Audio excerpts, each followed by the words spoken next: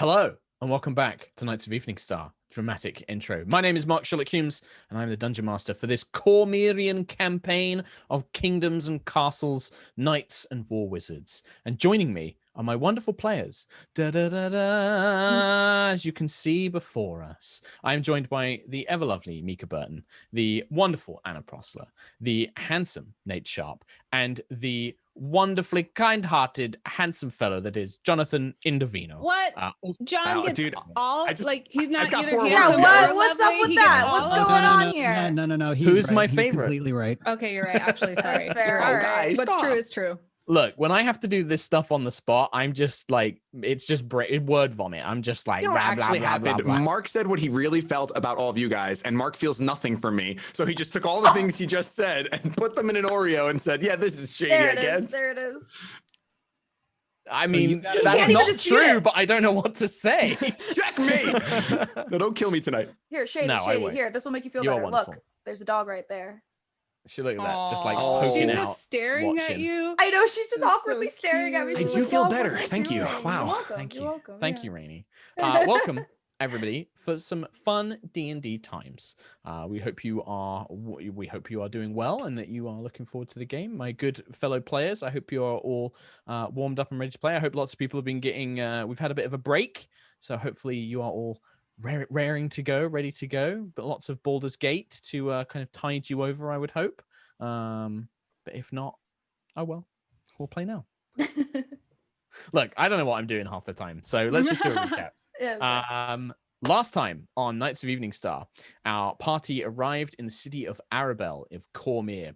Our nobles, mercenary, and war wizard attended a formal dinner hosted by Duchess Celeste Marlier. The dinner introduced the group to various movers and shakers of the Cormyrian city, including an old acquaintance of Azara's, Gawain Huntscrown, the soon-to-be Duke of Marsember. The arrival of a Lord Cormyr and his guest, Lady Shadowbriar, shocked the party, and Azara spoke with Lady Shadowbriar whilst Agnis got to know Gawain. Marcel and Tarkhal kept an eye on the dinner, but a misunderstanding between Tarkhal and Azara saw them step away for just a moment. And as the pair stepped away to resolve their issues, one of the guests fell ill, and then appears to change in personality, brandishing a strange knife from nowhere and summoning a winter Eladrin, who proceeded to attack the dinner as the strange knife billows frost and ice throughout the room. And we, my good friends, are starting mid-combat, and I completely forgot to send White Text Friend a map, which I can send now, just as a sort of reminder of where you guys are. We'll send that there. We were too busy chatting that I forgot to send that over. So yeah, we are going to jump straight into combat to set the scene. There are 3 large white wolves accompanying a blue-skinned Eladrin who is wielding a longsword.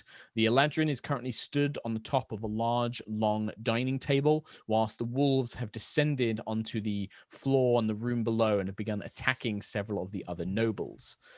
Marcel has engaged 2 of them, one on either side of him, along with Gawain Huntscrown, the noble that Azara knew and Agnis has been getting to know. Meanwhile, Aaron and the rest of the nobles are desperately trying to find a way out, but the walls of the chamber have been sealed by ice and rime. Lady Shadowbriar is currently attending to the fallen priestess, who seem to be taken over by some sort of spell, whilst Azara and Agnis are engaging at ranged with the Winter Eladrin. And Agnis has summoned a fiery saber-toothed tiger into the So room cool. as well. Very, very cool. But yeah, so that is where we are going to begin today. And it is, I believe that we started with Marcel last week. We finished with Marcel last week, with Marcel delivering a crit with his Shadow Blade and a couple more strikes, injuring the white wolves quite badly. 2 of them seem to be heavily injured, bleeding a kind of a dark, thick black blood onto the floor. The other one seems relatively uninjured, and the Eladrin has taken a little bit of damage as well.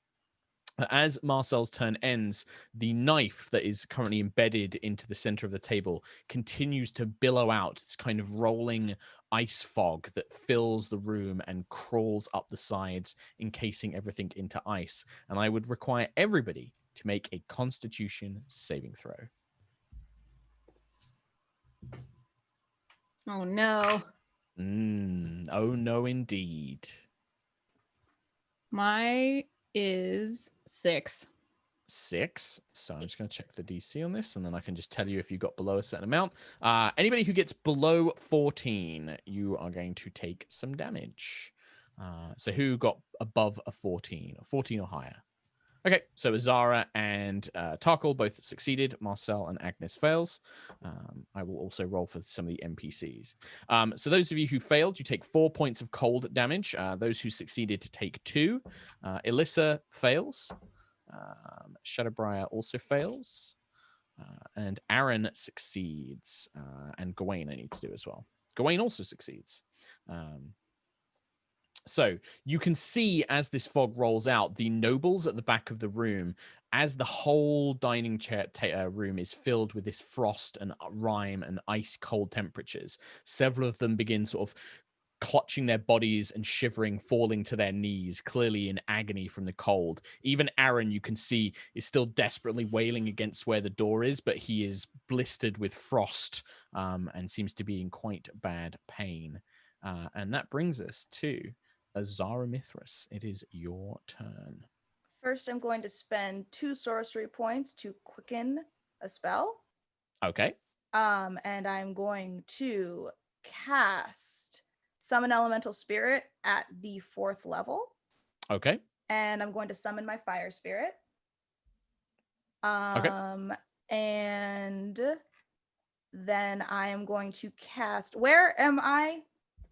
So to imagine this, imagine you have a large, almost like ballroom-like room. Mhm. In the middle is a very long table. You are just on the northern side of said table. And the Eladrin and the knife are where in relative? Right in the smack center of the long table itself. So stood on top of it. Is she the closest to where I and my Fire Spirit are currently? Where you've summoned it, so there are also 3 winter wolves in the room.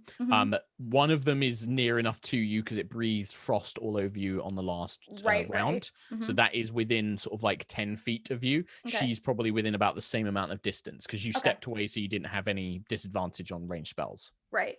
Okay, I will cast Firebolt at the wolf that is the closest to me. Is your summon spirit a bonus action?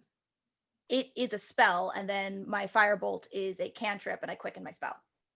That's right. You quickened the summon elemental spirit, so it becomes a bonus action, and then cantrip to do the thing. Perfect. That's exactly the way it goes. Oh, that's a crit! Oh, we're starting off well.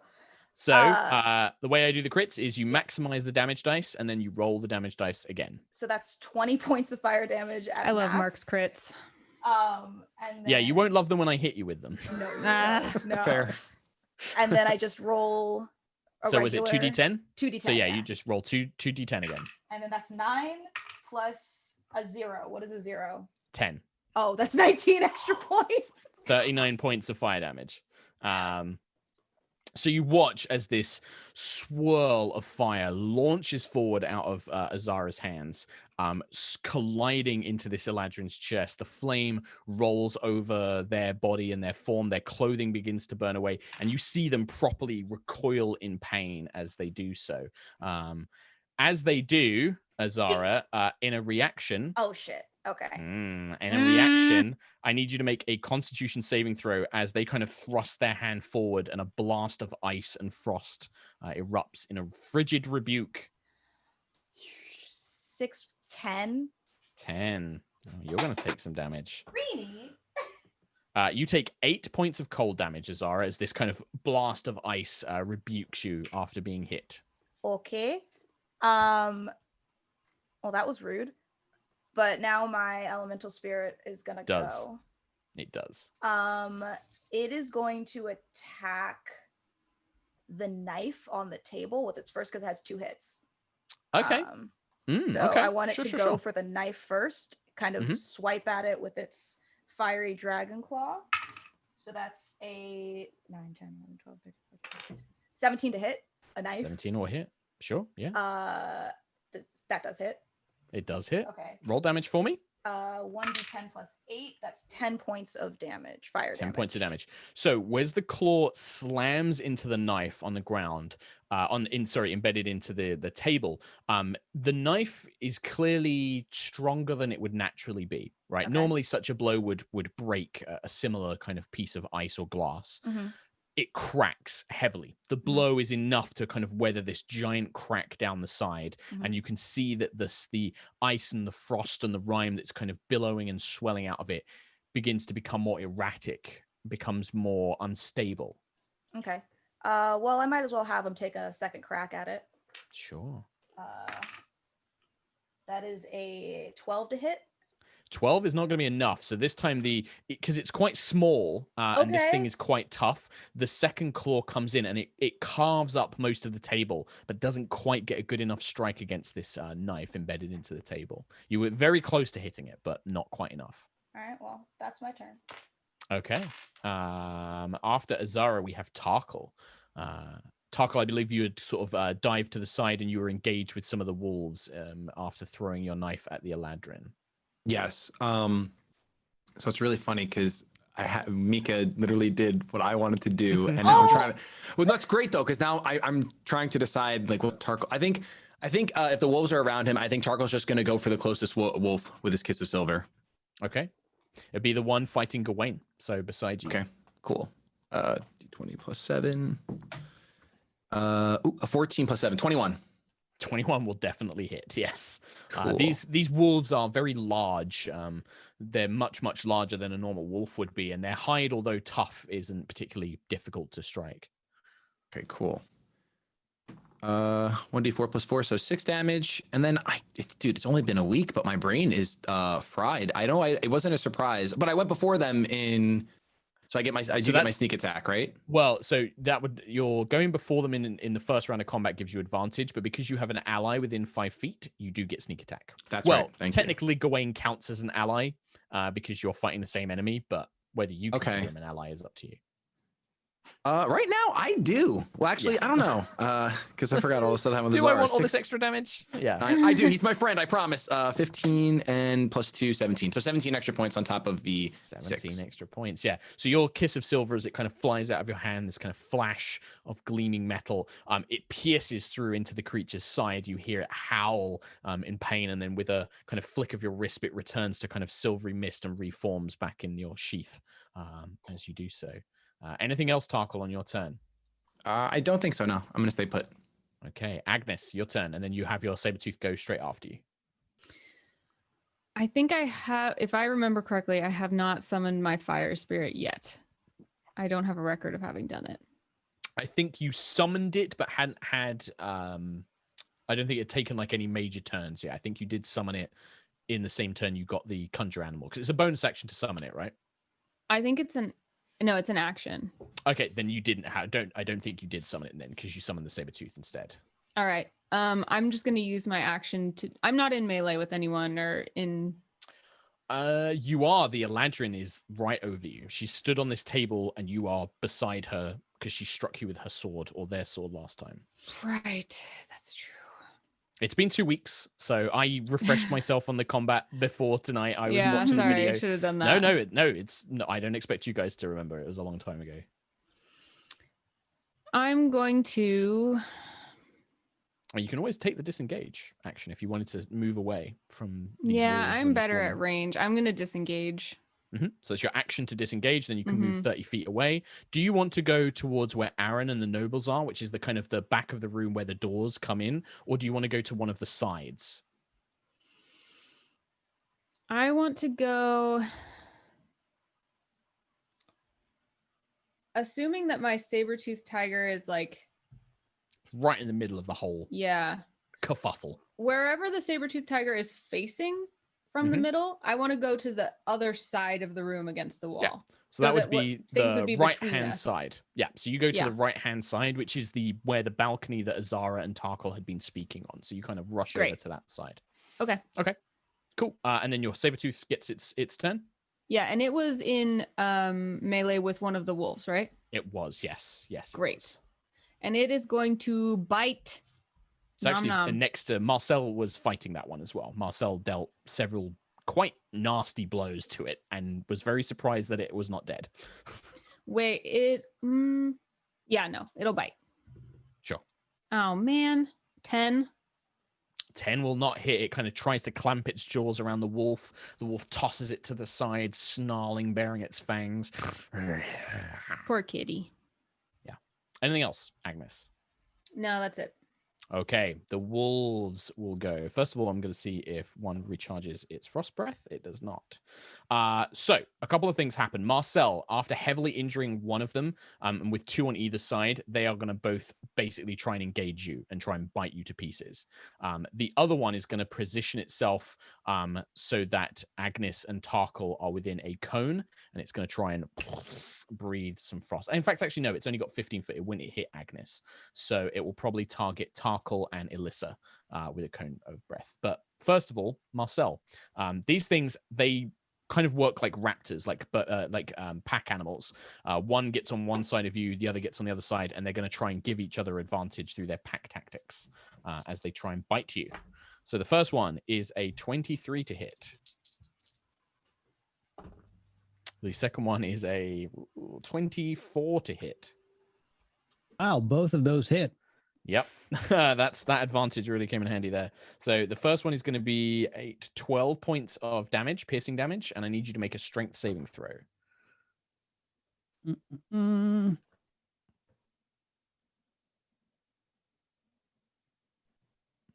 Doing the fancy animation. 8. 8. So it bears you to the ground. It kind of bites you down and drags your leg down to the ground. And then the second one savages you whilst it's on top of you for another 14 points of piercing damage. As they're biting into your wrists and arms as you're trying to keep them off you and away from your vital spots as they do so. And then Tarkhal, I would like you and Elissa, who I will roll for, to make dexterity saving throws. I don't know why I'm rolling twice. Ooh, mine's +7. Oh, and I yeah, rolled a these 4? things don't know that you're a rogue and you're really good at these. So, But I only rolled a 4, so it's an 11. An 11, you fail, which because of evasion. Yes. But I think you have evasion, right? Can I use evasion? So I think evasion means that you take half damage anyway, even on a failure. Mm-hmm. Rogues. Wrong. And I'm rolling really bad for damage as well, by the way. So that would be 14 points of cold damage. You take 7 points of cold damage, okay. Tarkhal, and Elissa will take 14 points of cold damage. Poor Elissa is blasted by this frost breath as she's trying to kind of fight off one of these creatures as she does so. Right, there's a lot of NPCs. Gawain, Tarkhal will focus on the one that you and him have been fighting. He gets 3 attacks. So the first one is a miss. The second one is a miss. The third one is a miss. That is all 3 misses. So as you're fighting, the blast of ice kind of throws him off, and he's thrusting with his sword, trying to use kind of fancy sword techniques, but this creature is just hounding him and keeping him at bay. The Eladrin woman, the Eladrin figure, I should say, will raise her hands up, and you see images, 4 spectral images of them appear, and they are indistinguishable as she kind of splits into 4 individuals that all seem to be around. And then she will probably take a swing at the Sabertooth, actually. No, in fact, Azara just hit her for loads of damage, hit them for loads of damage. She'll point her finger and cast a ray of frost towards you, Azara. For a... where's her spell attack bonus? Oh, good. I didn't actually add it onto this character. Great. Good job, me. That is going to be... We'll do the same as that. 15 to hit. My armor class is 15. That so is a hit, then, I'm afraid. Yeah, it is. So this pale beam of frost strikes into you for 7 points of cold damage, and your speed is reduced by 10 feet. As it coats around you. And yeah, there's now these 4 shimmering forms around them. Elissa will fight one of the wolves. In fact, actually, she will also use her leadership. So Alyssa will call out. She starts kind of taking the military command, not barking orders, but Gawain, Tarkhal, move on to either side of it. You can strike at each other better. Marcel, I'm going to come and support you. Azara, Agnis, give us cover. And she's going to use her leadership ability. Every creature can add a D4 to any attack rolls or saving throws you make for the next minute. So it's kind of, and that's everybody. So everybody from all of the combatants gets to do so. Aaron. You can see his muscles slowing down as he's chipping away at this wall, trying to break the ice. But every time he does, it just reforms as this fog and smoke from the dagger plumes out. And he kind of slumps down onto his knees. And he's now just like with one hand and like a candlestick, like bashing on it. You can see like his lips are turning blue. His skin has gone pallid white. It's like his tips of his ginger hair are beginning to frost. And he's just pounding on the door. Most of the other nobles look like they're about to fall unconscious from this cold temperature as they do so. The last thing that you see, and Agnis and Marcel, you guys pick up on this. Can you both make perception checks for me? Because you're high passives, you get a chance to notice some stuff going on. 25. 25 on a perception check. This is the only character I've ever had with really good perception, and all my other characters never notice anything, and it's very fulfilling, and I appreciate it. And then mine was Marcel. 19.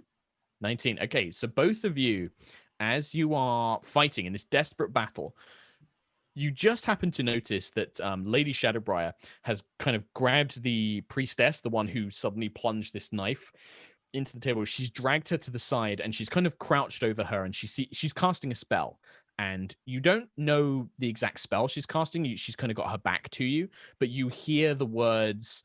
after she casts the spell, you hear her say, I'm just trying to find the exact wording here. You remember what they look like, is what you hear her from, like the sounds of battle. You manage to make out, you remember what they look like. And yeah, she casts some sort of spell. Marcel, it's your turn. So am I prone? You are prone. Yep. So half movement to stand up if you would like to stand up. And you have two wolves on either side of you. They are very badly hurt, both of them. Would I be able to, let's see, would I be able to cast Sword Burst without having to get up? Yeah, you can cast a spell without having to get up. Yeah, sure. Okay, cool. So I'm going to do that. Also, the spell requires a Dex saving throw. So if they're staying on me, does that mean anything for their save, Mark Hulmes? They're not grappled from you, but I will. How about this? I'll give them a small penalty, a -2 to their saving throw. How about that, Nate? Okay, Sharp? I will take it. Describe, what does it look like when you cast this sword burst? Is it like something you're doing with your sword in particular, or is it just kind of like something spectral blades? Or yeah, so this a circle of spectral blades will just like explode and go in every direction of me for a range of the immediate area, 5 feet.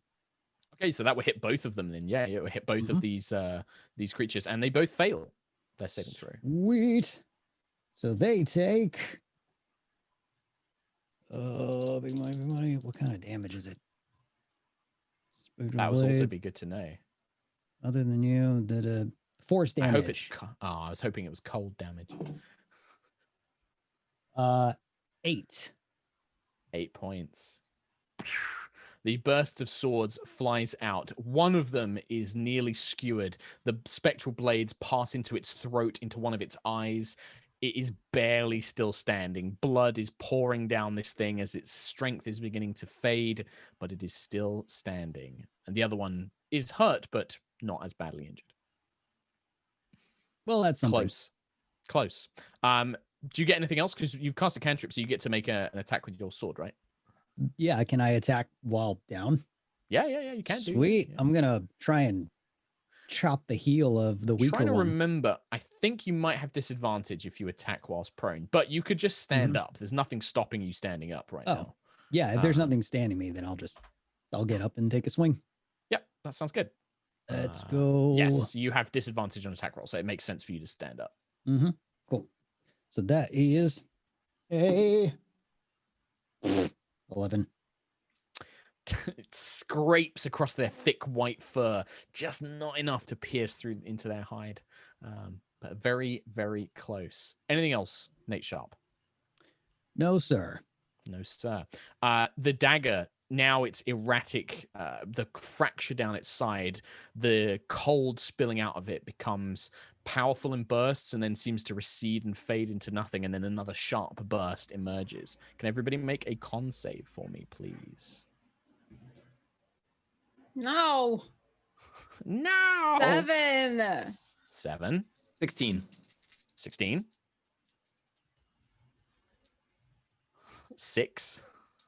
15. Sorry, I was muted. 15. I was like, 6? 13.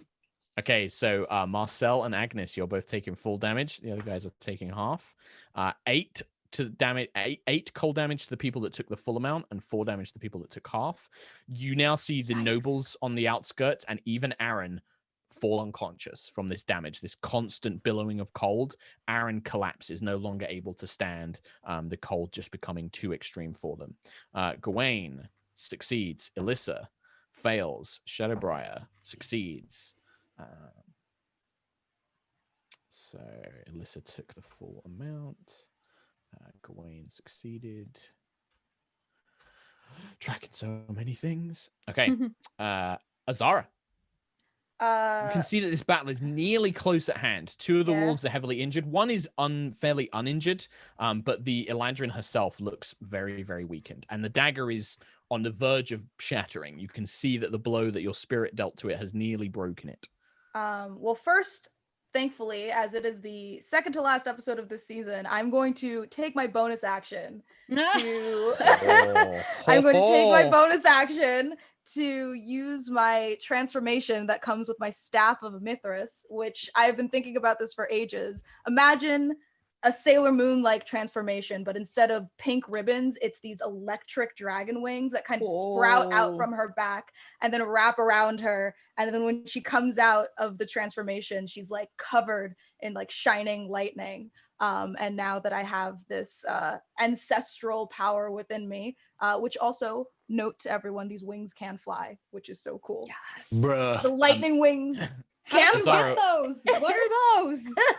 When you activate the staff, yes, and the transformation summons you, and these lightning wings kind of enfold around you, you just hear. You're the only one who hears this, but you hear in your mind, and you can almost feel her arms wrapped around you again, like when you were a child. But you hear your mother's voice, just like, "Embrace your lineage," as it kind of like enshrouds you. Damn, got me with those feels before I attack. Rip. Well, emboldened by hearing her mother, Azara is going to cast Witch Bolt at the 4th level at the Eladrin. Okay. Is this an attack roll? Yes. Yes, this is a dirty 20 to hit. Okay, it hits. However, because of the spell Mirror Image, I will now roll to see if you hit one of her duplicates or whether you hit them. Okay. I thought it was going to hit me. I got so scared. No. If you have 3... Oh, you have to roll a 6 or higher. I rolled a 2. Despite these 3 illusory duplicates of this figure, the bolt empowered by your kind of like form and your mother's words, the bolt seems to strike true and hits the real Eladrin.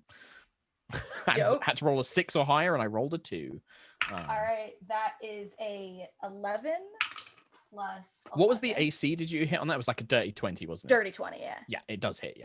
Okay, 11 plus 11 plus 9 plus 11. Oh my God. What is that? 33 plus 9? 40? No. You tell me. No, 33 plus 9 is 33, 34, 35, 36, 37, 38, 39. 42. 42. Plus, I get, what do I get for being a lightning wizard? It's like extra, plus 3. 45 points of lightning damage. Dang. Okay. The blast echoes through the room. The white pluming mist that's emanating from this dagger is almost blown apart as most of you just hear it before you see the flash. Most of you don't even see the flash as a blast of lightning echoes across the room and connects with this figure standing on top of this table. They are blown backwards, almost up against the frozen wall on the other side of the room, as they are pinned there by this constant current of lightning that stands between Azara and the Eladrin. They slump to the ground, barely standing. They are on their feet, staggering, but their face remains calm and placid. They kind of groan for a second. At last, I will be free. Hurry up and finish me. Anything else, Azara? No. That's unnerving. Yeah, usually when someone tells you to finish them, there's like more of a story. Yeah. Maybe. Tarkhal. Oh wait, my dragon has to go. That's true. I was done, but my dragon has to go. He's going to take one swipe at the dagger. Mm-hmm. Just yeah, you can do that first, and then decide Yes. if like you miss, you can make another attack against it if you like. Yeah. So first swipe at the dagger, Sure. which is a 16 plus 8, 20. That 30. will hit. Yeah, that hits. And then that is a D10 plus 8. Sure. Which is 9 points total of fire claw. The claw strikes through, and this time it fully breaks through the dagger, shattering it. The main chunk of the blade remains intact, but the guard and the hilt is separated as the two forms split apart. And as it does so, that sudden cold that has been filling the room stops. It doesn't immediately thaw, but there is no longer this emanating cold coming from the blade. And the whole room begins to almost return to normality. You can sense that it was almost connected to another place whilst this dagger was billowing frost, but now it feels like it's part of the castle. You can begin to hear the shouts and cries from beyond the doors, people calling for help, people calling for extra men of arms. You can hear screaming, and it all returns almost as if you were away for a moment. But yeah, the blade breaks and cold does not continue to emanate from it. For his last attack, how far away is the Eladrin from my boy? Like 10, 15 feet. Well, for dramatics, he's going to spread his fire wings and kind of fly upwards a little bit.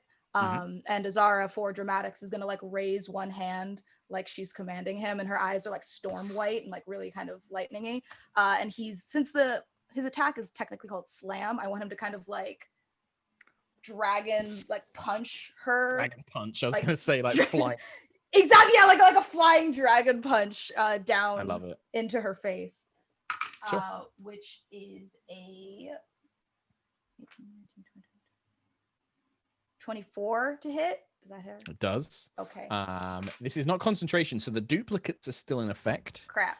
And this time, the dragon, you almost see that the 3-4 forms become one and then split again, and the dragon just punches one, and it just explodes into mist and fog, one of the illusory duplicates. Shattering it, but not quite enough to finish off the Eladrin. He's mad. Just anything else? As a bonus action, he's angry. Sure. That's it. I think after seeing that bolt of lightning, Tarkhal is going to toss his kiss of silver towards the Eladrin, just ignoring the wolves around him. Yeah. Sure. 20 plus 7, which will be 19 plus 7, so 26. That's going to hit. Let's see if it hits one of the remaining 2 duplicates. I need to roll an 8 or higher. I do not. These mirror images are not very useful. So yeah, it spins between the duplicates and strikes into the Eladrin. So my D4 was a 1, so I got 5 damage on that. And does Azara's dragon count as an ally? I need to check that, but it doesn't matter anyway, Shady, because the 5 points of base damage is enough that this kind of gaping wound that Azara has caused by striking the Eladrin in their chest, splitting apart their armor, the kiss of silver finds the exact entry point, and there is a moment where everything stops, and you just see this creature rest their head up against the wall, finally free, and they just turn into ice and mist and vanish. The wolves howl one more time before they too poof into mist and ice, and the whole room begins to thaw as they do so. Now, I'm going to keep us in initiative because there's quite a lot of injured people, and I would like to know who is being rescued first. Agnis. With this cold damage, from what I know as a magic user about this kind of damage, do I think that because they're frozen, there will be continued damage to them? Or is it just kind of at this point like a normal unconscious situation? It's like a normal unconscious situation. They're not frozen completely. They're not like frozen statues. They've just become so overwhelmed by the temperature that they've, fallen unconscious. They've lost all their hit points kind of thing. So a normal healing spell would be enough to save anyone. And warming them up isn't going to do any good at this point, even though not on its own. No, it's cool. Like you have to infuse them with vital energy if you wish. I'm going to run over to Aaron. He is my page of my book, after all. And I'm going to cure wounds on him. Okay, great. So that will be just a nice little 7 points. Okay, yeah, that's enough that you kind of, Aaron's kind of eyes flutter open. He takes in a deep breath. You can see he's still shivering, but he's like, Baroness, did I get the doors open? I was trying as hard as I could. You made a valiant effort, but no, you did not at all. Oh, shit. And then he just kind of like collapses and sits down. Is there a fireplace in here? There is, but it's long gone out from the cold. Oh, okay. But you could try and relight it if you are wished. We in initiative? We're not in we are in initiative. You still technically are, but like, I mean, what I have a create bonfire cantrip, so I wanted to just light the fire. Well, okay. Well, that's what you're doing for your next turn, effectively. You're in the process of lighting it, kind of thing. Okay. Elissa will rush over towards some of the other nobility and just start doing a medicine check to try and stabilize one of them. She's kind of like tearing off her cloak and trying to wrap it around them to try and save them. She succeeds, manages to kind of like stabilize. I think she would probably target who first? The Tiefling Guildmistress, Rarity Sapphire. She will kind of wrap her cloak around them to try and heal them. The other nobles, in fact, actually, I've got a list of who makes their death saves here. Shadowbriar will then move over to one. She casts a healing spell on another one. She will cast a healing spell on Dorgrim Firestone, the Dwarven Guildmaster, and heals them. Marcel, is there anything you would do in this current moment? The doors are still frozen over. You can hear the sounds of guards trying to break them down to get back into the room, but the doors are still iced over at the moment. So Aaron gets healing. Elissa goes over to help these cold nobles, and there's this like huge healing party on the other side of the room. Yep. Marcel with like a butchered arm covered in blood again, like barely able to stand, gets to You're his conscious. You're fine. The wolves disappear and he gets up like just totally fucked up, like and I'm on the ropes. You definitely did have those two wolves on the ropes. I will definitely give you that. I will limp on over to where hit points are being restored. Sure, that sounds good. And maybe now everyone will notice that I'm at 8 HP. Going to the hit point store. Yep. Buying some hit points. 9. Okay, so at this point, my assumption is that between the two NPCs that are around, they will be able to save enough of the note. Like, they're going to be able to save the nobles. If Agnis focuses on healing, I guess that's the question for Agnis. Like, would you start healing the others, or would you just be like, meh, leave them? No, I'd heal them. Okay. So I need to use cure wounds for each of them? No, you can I medicine check them? You can medicine check them. Yeah, 100%. You can definitely medicine check them. I want to medicine check them. Sure, just start. Make me like a couple of medicine checks, and then I'll do the same for Elissa and Shadowbriar as well. That's two. Yeah. Man. Just give me a couple. 13, 6, 9. Okay, so you save one. And then I think you are ushered out of the way as Shadowbriar is like, perhaps you should let me do it, my lady. And then she starts attending to one of them. Oh wait, can I still do my D4 that I had to add? Oh, that's true. Yeah, it was to attack rolls and saving throws. Oh, you're not to right. I ability can't. checks. I'm sorry. Never mind. But after a few moments of people attending to the nobles, the guards eventually managed to break down the door, and a squad of very well armed knights, including a couple of war wizards, Azara. You notice their robes and staffs bust in like, where's the enemy? And they're like looking around.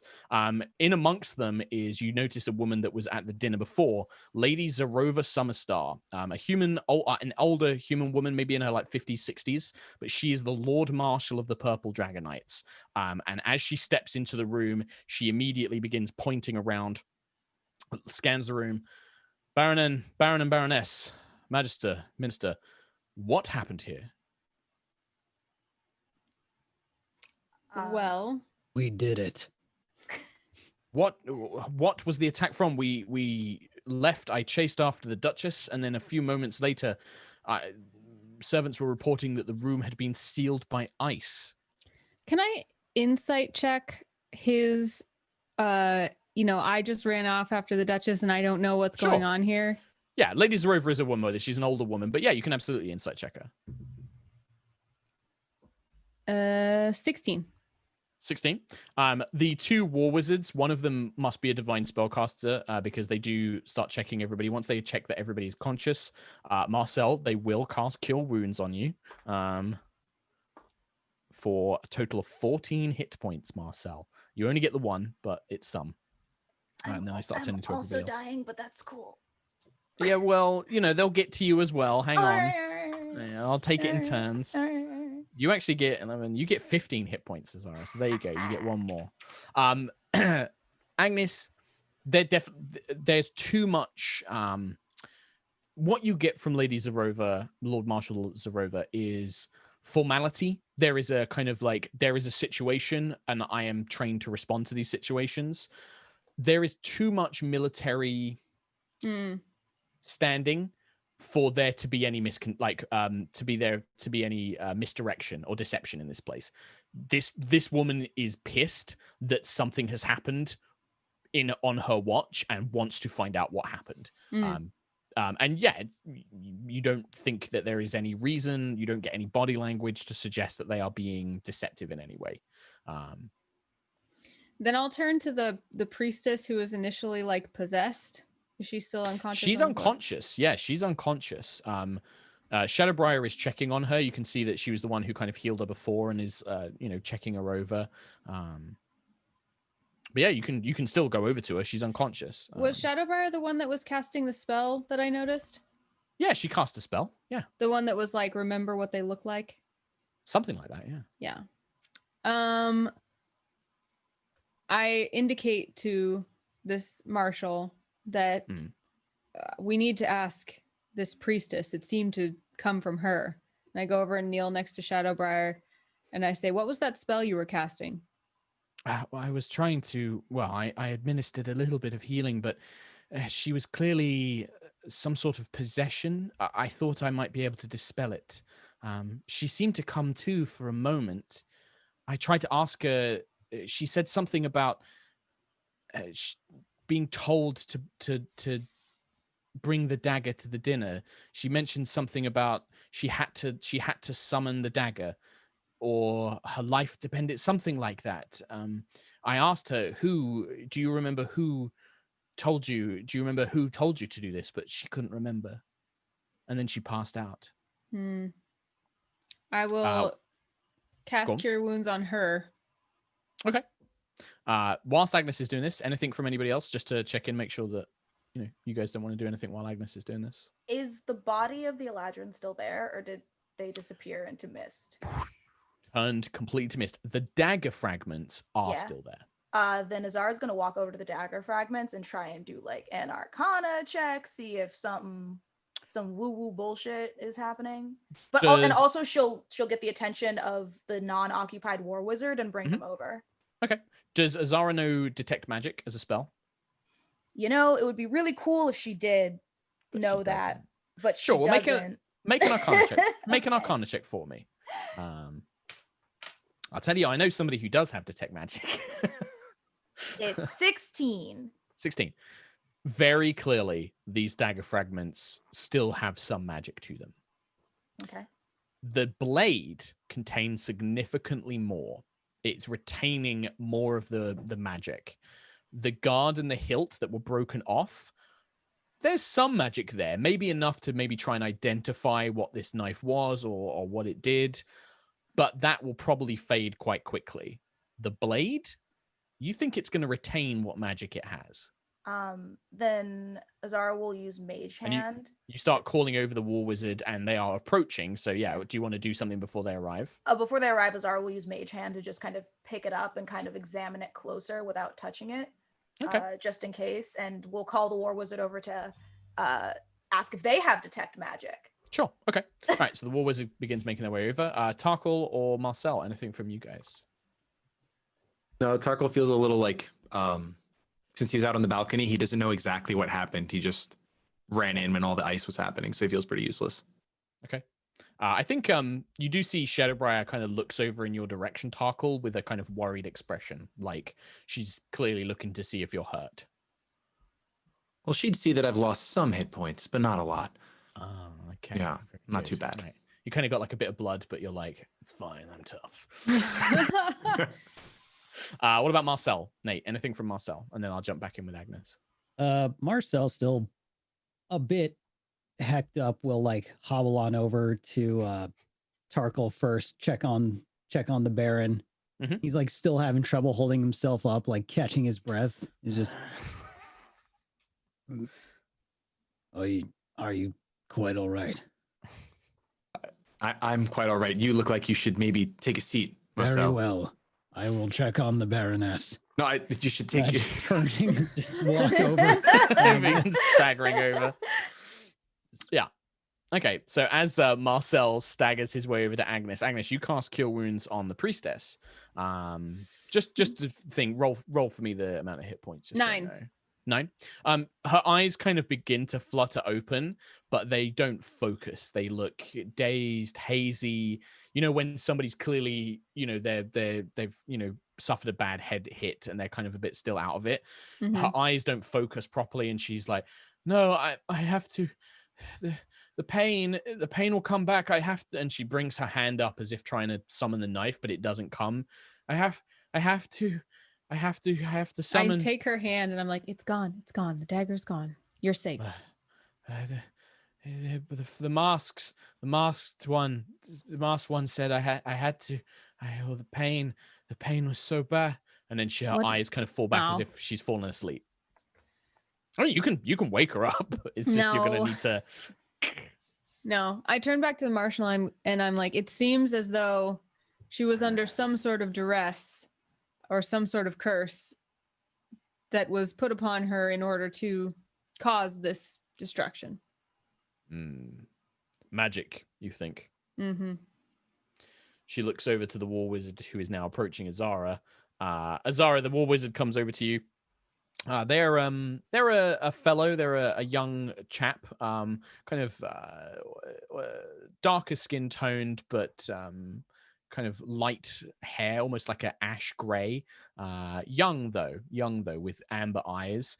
He kind of comes over, is like, "Can I help you? Azara, isn't it? I believe, Magister." And Azara will hold out her hand. She'll be like, "Yes, and you are?" Panem. Nice to meet you. Did you have something? What is this? And he kind of gestures at the blade hilt on the table still. Azara kind of has the mage hand turn the blade of the dagger in like a circle. She'll say, "This was emanating some magical frost. It was what was keeping the doors closed and pulsating magic. It was harming everyone in the room. It almost killed the nobles here, and it was what seemed to be summoning this Eladrin, who gods know where they went." Magister, please. This is quite a lot at once. Let's focus on this item, and then we'll speak with the Lord Marshal. Yes, of course. Have you examined it?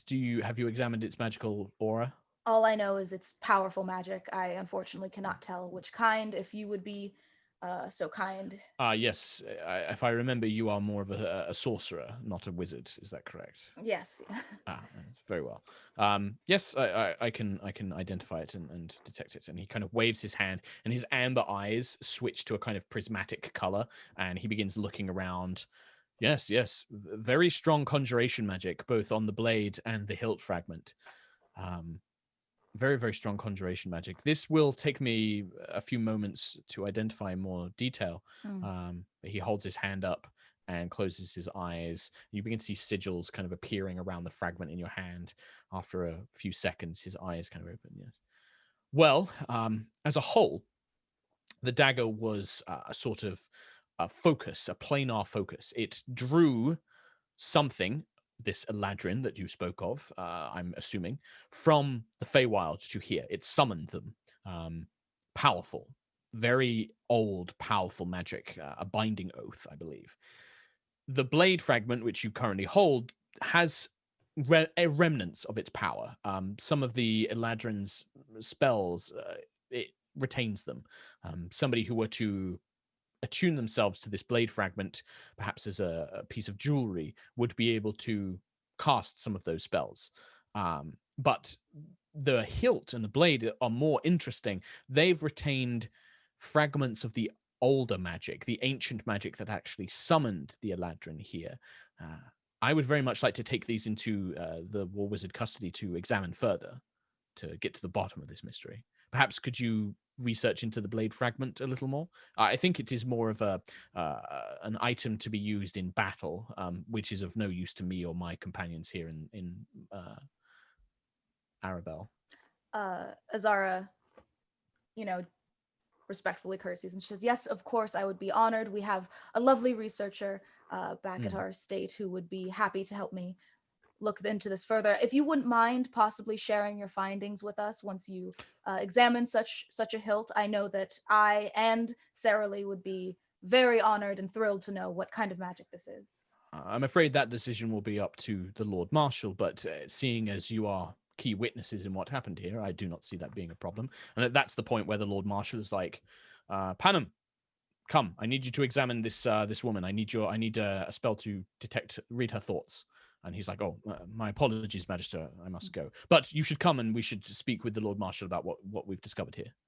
Yes, of course. And Azara will kind of like summon the blade into her little side pouch to keep it for later and walk over. You may add, Mica, on D&D Beyond. If you search if you go to add equipment and search bar, type in Snowmorn, as in Snowmorn, all one word. Like Morn, like M-O-U-R-N? Yes. Okay. And you should be able to find that as an item, I think. Yes. I think I've set it up. Yep. Ooh. There you go. There you go. You can have that. Now, you haven't attuned to it yet, so you won't be able to use any of its abilities, but Peña explains that that's what it does, basically, and tells you about the spells it can cast and the charges and stuff like that. Agnis, Azara, and this other war wizard, this dark-skinned war wizard, come over, and the Lord Marshal says, Panem, the Baroness here says that this woman, priestess of Sunni, she was the one who summoned some sort of being here. She seems to be confused. Can you? I don't want to violently interrogate her. Can you probe her mind? And he nods. He's like, yes, of course I can, Lord Marshal. If she's unconscious, this will actually be somewhat easier, although she may still offer some mental resistance. Before I do, it would be good to know as much details from the assembled group as possible.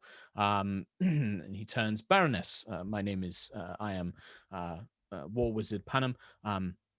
A Baron, he kind of introduces himself to everybody. Minister, at this point, Marcel, if you want to take a short rest, or if everybody wants to take a short rest, you may, to regain some hit points. I shall do that. The War Wizard will also do a prayer of healing over 10 minutes, which gives 17 hit points to everybody in the room. I will no longer take a short rest if that prayer is happening. Aaron is just kind of sat in the corner. He's like sat in a chair and he's just like, he just looks knackered. What did the prayer do? I'm sorry, I was 17 healing to everybody. Oh, nice. Then I won't do a short rest either. Nice. Yeah. Okay. Well, everyone else can take a short rest. But yeah, the war wizard will say, please, as much detail as you can, so I can understand what happens that might make sense of what I read in this priestess's mind. Azara, you understand these things so much better than any of us. Could you explain what it looked like?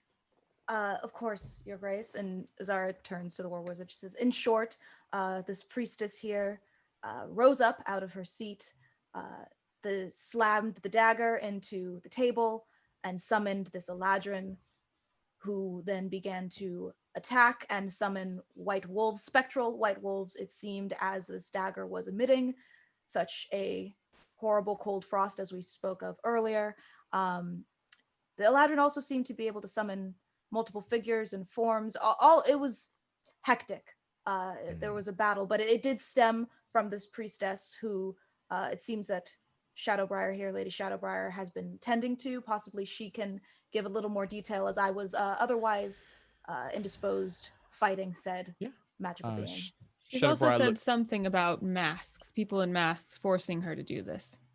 That is very good information to know, Baroness. Thank you. Shadowbriar, at Azara's invitation, kind of looks up, her dark hair kind of spilled around her green eyes. Yes, I mean, she said something. She stood up dramatically, and the knife just appeared in her hand as if it had come from nowhere. And before she plunged it down, she said something about crimes being repaid. Royalty shall arise, something of that nature. And then she plunged the knife into the table, and the ice began to flow and blow out. She fell unconscious. I pulled her away from the battle. I healed her and tried to. I thought she might be possessed or something, so I just cast a basic spell to remove that, and then she seemed to come to. Yes, and as the Baroness said, she spoke of something odd, something masks or being forced to do it, that she would be in pain if she didn't. And I tried to ask her, do you remember who they were? But she just fell unconscious again. She didn't make much sense. The war wizard looks around and is like, very well. Is there anything else that I should know? Above game, when Azara and Tarkhal were arguing on the balcony, didn't we get stopped by the Duchess leaving because we heard Lord Davian? So that's what Tarkhal wants to bring up. Tarkhal wants to bring that up, and so this all happened immediately after the Duchess took her leave. She said she had important matters to attend to, and Lord Davian followed her out there. Seemed like he was nagging her about something or other. The Lord Marshal looks in Tarkhal's direction, which says this, like, yes, the Duchess Celeste did have to immediately leave. That is not a matter that I can mention, but she was called away for some important business. I do not remember Lord Davian following us for very long. He left us in the corridor. I thought he returned to the dining hall. Is he not here? No. She calls over, Knight Errant, close off the castle, see if anybody has seen Lord Davian Cormyr leave. Snaps a salute. Yes, Lord Marshal. They scurry off. We will inquire to see where Lord Davian went. He left. I know that he left, but like I said, I thought he returned here afterwards. So he was not present for this attack. No, and we had assumed he just was still with the Duchess. No, it was very clear that the Duchess had no time for him, and he, in a fit of noble-like behavior, he decided to, he said that he wouldn't waste any more of his time, and he looked like he was heading back here. Perhaps it was wrong of me to assume that was his destination. We shall locate him if he is still in the castle, in the scepter. Let us not delay on this, on your spell, Panam. Proceed. He reaches out, touches the priestess on the head, and his eyes go pure white. And Azara, any spellcaster really, he utters arcane words, speaks in a small phrase, and he kind of begins to almost begin mouthing conversation. You can see him sort of like kind of whispering to himself. After a few moments, he opens his eyes, returns his hand. I couldn't delve into her deepest memories, but it appears that just shortly before the dinner, she was approached by an individual, a masked individual.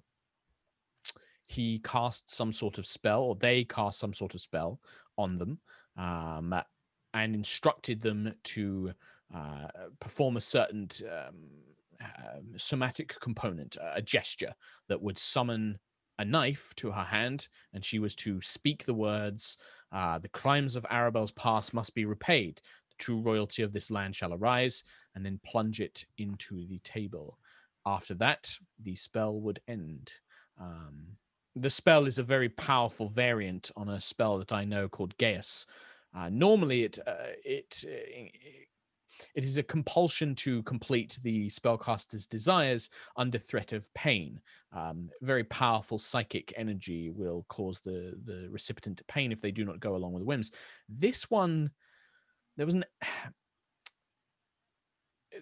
an element of another spell mixed in. Her memory has been modified. She does not fully remember all the details. I suspect that the mask, the cloak that the figure was wearing, was not an actual mask or cloak, but it is a remnant of this spell disguised to obfuscate the person who commanded her to do this.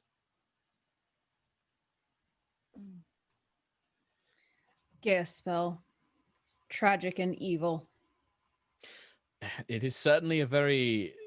One thing is certain, and he kind of looks around, and you can see that some of the nobles have been kind of gathered away, taken by healers. They've been kind of taken off to the side of the room. And so at the moment, it's yourselves, Lady Shadowbriar, the Lord Marshal, Panam, and Gawain Huntscrown, who's kind of stood in the background, but is kind of just listening to everything. He looks around. Whoever this was an incredibly calculated attack. They know that the walls of the scepter cannot be broached by normal magic. One cannot teleport inside this place without, and he gestures to Azara and the broken hilt in his own hands, without some sort of focal device. This should not have been possible. War wizard protections do not allow something like this to happen usually. This person knew this. They obtained this powerful relic and used it almost certainly to try and kill everyone here at this dinner. At this dinner particularly. Yes, there's no other explanation. The spell, this Gaius that she was placed upon, she was told to do what she did here, now, at this particular moment. Above game, this dinner was like in our honor, right? It was, yeah. Also above game, if I heard that correctly, they would have to know how to break the warding of... They would have to know that you can't just normally teleport or summon things within the scepter. Yes, there are wards. And Azara, you would know this, like things like the palace at Suzail and anywhere where important nobles are located, they put down wards that prevent people teleporting in, because they don't want enemies to just teleport in and kill the king or queen and then teleport out. You know, that's magic that people can do. So they ward it specifically against summoning, teleportation, all of that stuff. And who was the guy that left again? I keep forgetting his name. Lord Davian Cormyr. He was the one who came with Lady Shadowbriar. Lady Shadowbriar was his guest. Was his guest. I'm sorry, go ahead. Oh, no, go for it. I just wanted to ask, what was Willow Song's facial expressions during all of this breakdown? Like if Tarkhal was looking at her. I mean, make an insight check for me, I guess. Like you're trying to read her body language and stuff. Yeah. So. Never mind. I rolled a 3, so I got a 5. No. I mean, looking at her, she is looking shocked, a little horrified. There's a kind of innocence about Willowsong, like somebody who's never really been in this kind of situation before. She's a bit doe-eyed, as in just everything is she seems like genuinely sort of horrified by everything going on, stunned to silence almost. Okay. Azara will turn to the war wizard, to the fellow war wizard, and ask him, how well known are your wards here? Would this be something that a noble would know the weaknesses, or is there a leak within your council? I do not take the... It is not my counsel, Magister Azara, but you should know that we war wizards are very careful. It is not impossible, however, that a noble could learn of these wardings. As you know yourself, many war wizards are assigned to noble families. They are assigned as protectors, advisors. They become very close to those families. It would not be unheard of for a war wizard in a close relationship to bequeath information about this to someone else. And you see, as this conversation is happening, Gawain definitely is like side-eyeing you as this conversation is going on. Like the talk of war wizards who are close to families and know their secrets. Like Gawain kind of folds his arms and kind of looks in your direction. And Azara, I'm guessing, would have been... She's always keeping an eye on this man because she won't let him out of his sight. Sure. So she'll see him change in his demeanor, and she'll not so subtly, loudly say, it would be a disgrace for any war wizard to divulge any secrets of the nobles that they serve. However, do we know the war wizard that serves? God, I can't remember his name. There's a lot of NPCs. I do. God, what is that man's name? You guys can ask in time. Davian Cormyr. Davian Crockett. I can look into of it. The wild frontier. Thank you. I do not know who particular. I must admit, I was summoned here for investigative purposes. I do not normally interact with nobility, and he kind of nods awkwardly to Agnis and Tarkhal.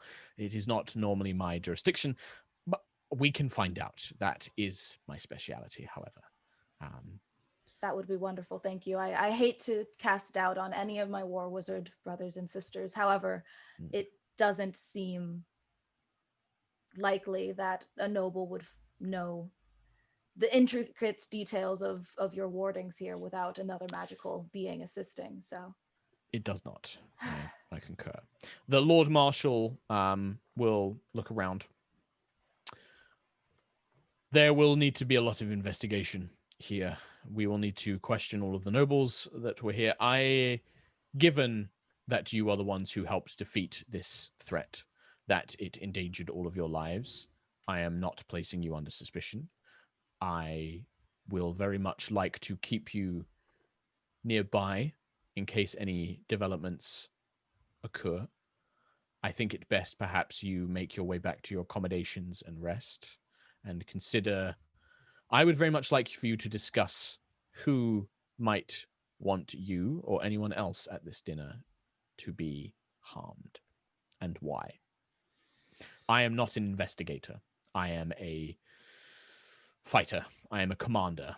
I will leave War Wizard Panam in charge of this investigation for now. If you have anything, report it to him. But if you need my assistance, it is yours.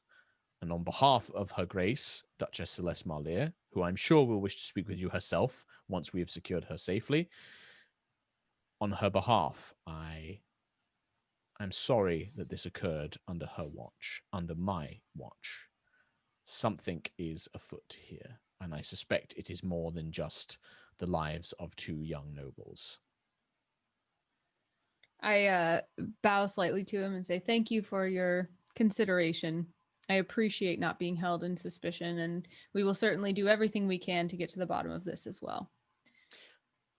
Gawain is like, well, yes, I certainly hope that none of us would be under suspicion.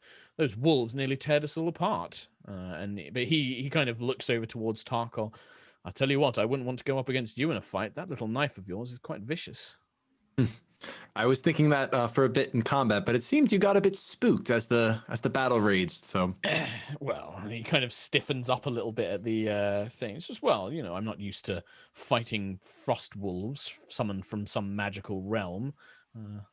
Fair enough. Beasts are more familiar with to us in the woods, perhaps.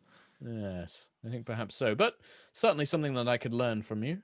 Be good to know how to fight any more of these fey beings if they attack us again. And you can see that now he's kind of built up a bit of confidence. He turns to Lord Marshal.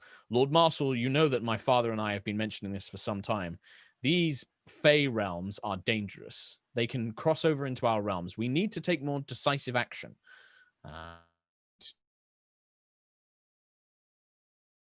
And I think that this matter will certainly be spoken of, Marquise. I'm sure that you and your father will need to speak with the Duchess soon. We will also need to converse with the war wizards, who understand far more about these magical realms than you or I. Zara just kind of smiles a little bit hearing that. Yeah. He's just like, well, I think that by all means, our war wizards, and he looks at Azara when he says this, are clearly the experts. However, it's unmistakable that they've attacked us here, or at least they've been used to attack us. We need to be more careful. He looks at Agnis. My Lady Crownsilver, it's been an interesting evening, but I cannot fault the company. And he bows as if to take your hand. I offer it to him. He little kiss, and then he bows gracefully. He gives a very kind of like companion nod towards Tarkhal, looks over at Marcel. I don't even know your name. And then he just goes to leave, basically. What a Chad. Oh my God. He is mega Chad, yes. I want to, as all this is Marcel's happening. just looking at him. Yeah. Marcel doesn't care. He's like, good. I'm glad you don't know my name. Yeah, what's Marcel been, just out of interest at? Sorry, Anna, I want to check in with Nate, because Marcel's always like Mr. Quiet, but I just want to check in. Is there anything Marcel wants to do or say or anything? So this whole time he's just kind of been sitting and like taking his short rest, meditating, and will continue to do so. Gotcha. Nice. Okay. Perfect. Just want to check in. Sorry, Anna, go on. During all this time, as these conversations are happening, whenever there's a break, I want Agnes to kind of just like look around at anyone who's still in the area, any of the nobles still conversing, any of the servants talking, and just, you know, she can read lips. So if she notices anything that's like, it happened, or I know something, or can you, you know, something that would give any clues, she wants to read lips. Clues, you say. Clues. Well, I think a lot of the nobles were kind of like taken away while you were having the major discussions. You definitely see a lot of, did you hear what happened? I heard that it was an army of ice elves that were attacking, blah, blah, blah. They came to kill the Duchess, but she just managed to leave at the right time. There's a lot of kind of speculation and rumor beginning to build. You do also pick up on there's been reports that Fae have been attacking us. They're coming out of their realm to attack us. They want our land. There's a lot of that kind of talk going on as well. There's also a lot of, well, maybe it's about time somebody put those nobles in their places. You know, the Merchants Guild is getting more and more power. Maybe they're trying to make a move. There's lots and lots of speculation, and it's hard to separate what's just baseless rumor and what somebody genuinely knows. There's definitely a lot of suspicion being cast everywhere. Yeah. Hey, Mark. Yes. Question. I think, did I have Sarah Lee come with us but stay back at the hotel just for research purposes? You did. Cool. Yes. Then I would like to turn to, his name isn't Pangea. I am so bad at names today. Panem. I had to make that name up on the spot. It's probably changed 4 times in this very session. It's Panem. I'm saying Panem from now on. Azara will like Hunger Games. Panem. Like Panem or like Panam Air. I'm still gonna call him Pangea in my head. I know this is gonna happen. So Azara will turn to him and say, I know that you obviously have such a way with arcane knowledge and you have the tricks up your sleeve. However, I do have a researcher back in our inn who is blessed by Timora herself and has already been researching the Feywild, as this seems to be a point of interest.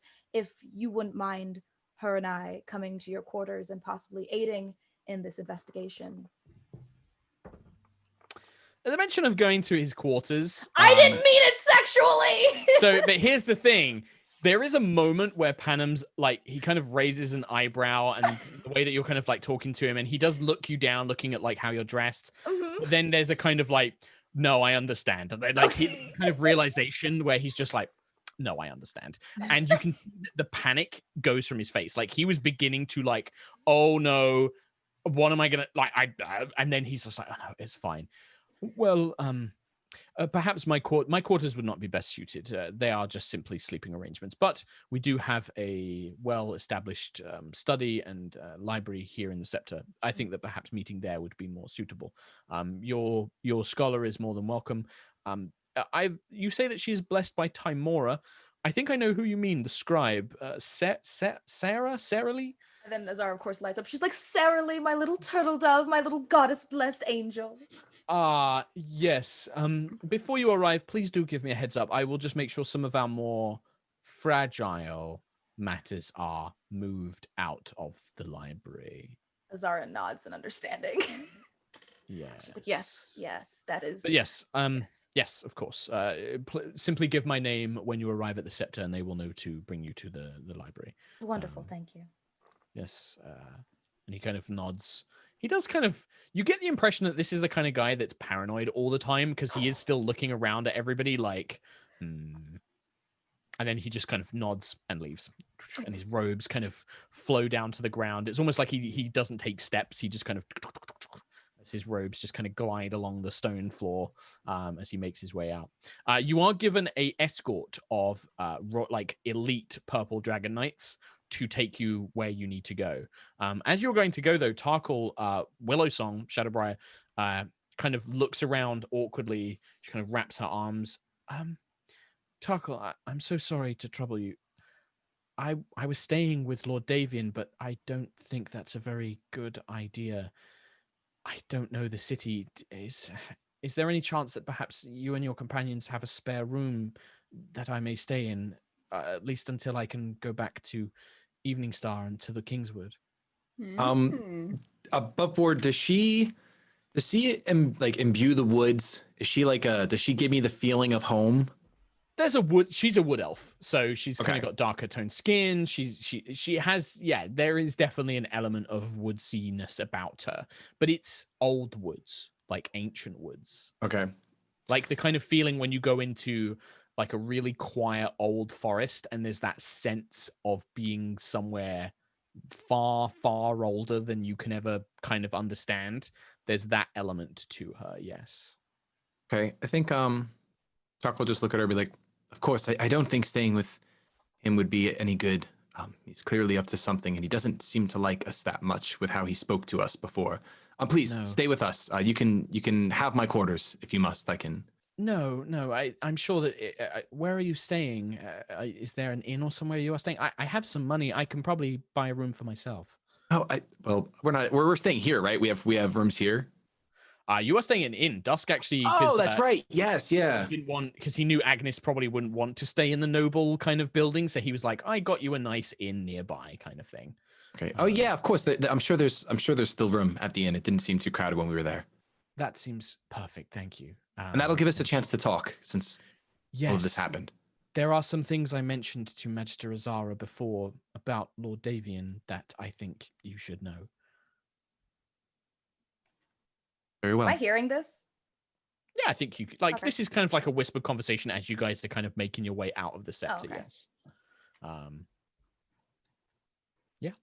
Then I unless think there's anything else. If I did hear that, if I'm behind her, I would want to like put just a reassuring hand on her shoulder, just so she knows like you have a place here. We're not going to kick you out. She kind of like takes it and kind of squeezes it a little bit and just smiles faintly. She's very demure. She kind of like, she doesn't look up. She kind of like looks at the floor and kind of keeps her arms close to her chest as she moves. I want to insight check if it's an act. Sure. I love it. I love just the constant like insight check. I don't trust this bitch. He's reminding me of Bernie from Three Houses. I don't yeah. She's got super Bernie vibes to me. 13, did you say? Just gotta make sure everyone's genuine. Yeah.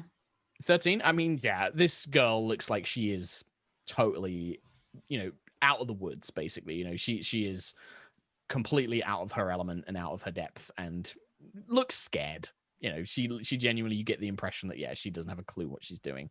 I'm going to insight check it really quick. All right. So that's a 5. That makes sense. Doesn't matter. I suspect no matter what, everyone's putting on something. Yeah. Here's the thing. Insight check is more like, is there something odd about their body language or something about their story that's not making sense? You guys can have whatever suspicions you want. I'm not saying trust this person. If you don't trust them, you don't trust them. But there's nothing in her body language that would belay that this is an act. Well, this seems to genuinely be who she is. To Agnis, this is satisfactory enough to be like, Agnis is just trying to put her in one bucket or the other.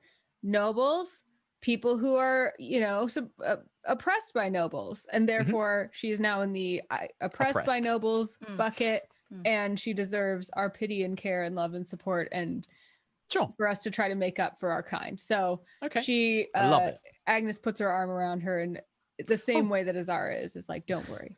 She's like flanked by these two powerful women, and she's just like, but she Same girl. smiles, and she goes with it. Before we get back to the end, I did want to, Azara will kind of lean into Agnis and say, Lady Crownsilver, if you wouldn't mind before bed, I just would love to have a conversation with you, and like very kindly. Certainly, of course. There's much to discuss after today. In the background, I think, because she's been tending to her wounds and speaking with Lady Zarova, because it is her superior officer, Elissa is just kind of like looking longingly, like, no. And then we'll follow closely behind. But yeah, I think, like, unless you guys want to stop off anywhere, if there's any conversations you want to have or anything like that, you guys can make your way back to the inn that you were staying at. I am going to try and remember the name of it. But yeah, you are escorted there by elite guards. There is no trouble along the way. You can tell that security is heavily heightened. There are knights and soldiers coming in from other barracks around the city to the scepter, and they are securing it. You spot numerous war wizards. They appear to be kind of testing sigils engraved into the stones. They're examining them. Lots of lots of men and women kind of stroking their chins and speaking in hushed tones, like, yes, wards, make sure that they're correct. Kind of checking everything as they go around. But security is definitely on the rise. But yeah, you guys make your way back to.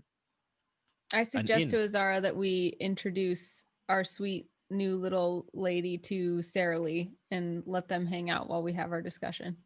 I wholeheartedly agree. Okay. What about Marcel and Tarkhal? Anything from you guys? Well, I was only going to speak with Willow Song. That's really all I had on my list. Sure. Okay. Well, we can kind of do like a circle of like, right, Agnis and Azara are talking, and then while they're doing that, Tarkhal and Willow Song talk, and then after that, Willow Song will go hang out with Sarah Lee, and then what does Marcel want to do? If anything. Talk to no one. Talk to no one. I will talk to, so I will not be talking to the Baron and Baroness, and then I will not talk to Azara, and then I will not talk to Willow Song. Okay. Do you want to talk to your sword, or like just this is Marcel time? I mean, I don't really have anything to say to it. Okay, sure. I just want to check that you're having fun, Nate. That's the only thing that I'm worried about. I just want to check in. Like Marcel has fun by being just not bothered with these things that he doesn't really understand. Right. And is honestly just kind of like faking it through all this. But is Nate Sharp having fun listening to everyone? That's what I want to check, Nate. I don't like Marcel's one thing. Is Nate Sharp having fun? Can I do anything to help Nate Sharp have fun? Mark Hulmes, Nate Sharp is having fun. Okay. As long as I know that, that's fine. So, should we do Azara and Agnis? Let's do you guys chatting first. I feel like I've done a lot of talking today. So, Azara will actually is there like a bar area, like a lounge area in this inn? Yeah, absolutely. Yeah. It's quite a comfortable place downstairs. Azara will Falcon's kind of, something. Falcon's Reach? I don't know. Something I feel like that's something. That sounds cool. Azara will kind of set aside like a few tables by a fireplace in a corner where nobody will hear them, and we'll have the innkeeper or waiter or something bring over 2 pots of floral tea, just to kind of set the friendly, cozy scene. Agnis really does appreciate the tea. Oh, and cupcakes. You know just the way to make Agnis very comfortable. And it'll kind of take Azara a while to start because she doesn't know how to have this conversation. She's Lady Crownsilver or Agnis. Are you more comfortable with Agnis? It feels weird to address my superiors as Agnis. Whatever makes you most comfortable is fine with me. Agnis is fine. Agnis is fine. Okay. As you can see, this is uncharacteristic of me to not know what to say in these situations. I feel it is only right to be honest with you about my past with Sir Hun Crown, who you met tonight. I'm not sure if complete honesty can happen quite yet, as there's still some things that I'm not comfortable with. However, I just wanted to share with you, as I feel that we've grown closer and I can trust you. Can I not? Of course. I hope so. My experience with this man, this charming, silver-tongued man with seemingly great hair, he seemingly is, frankly, and I mean no disrespect, I say this in the most clinical way, he is despicable. He is corrupt and manipulative, and I say this not only because he sleeps his way through to power, but because his people were frankly scared of him. What has he done to bring such judgment from you? It's not from me, it's from his kingdom, from his people. He manipulates those working for him. He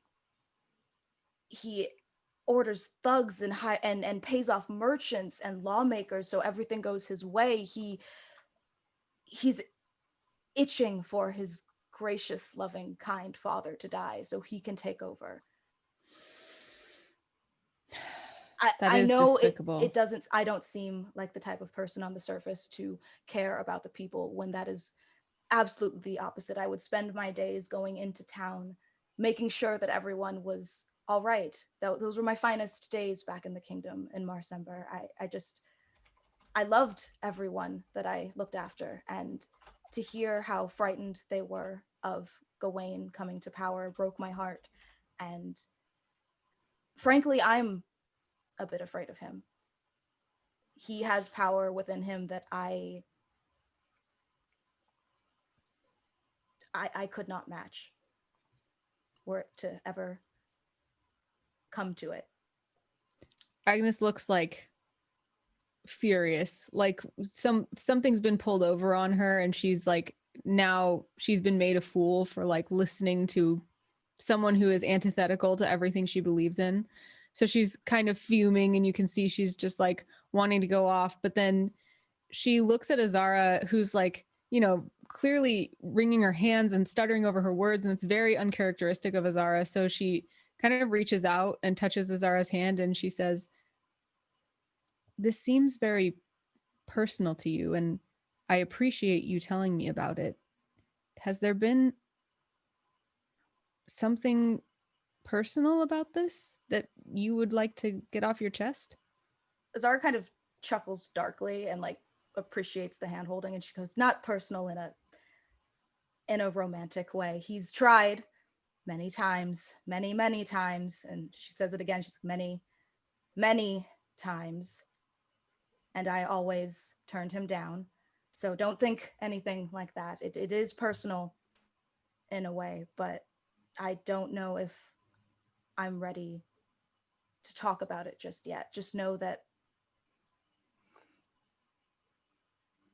I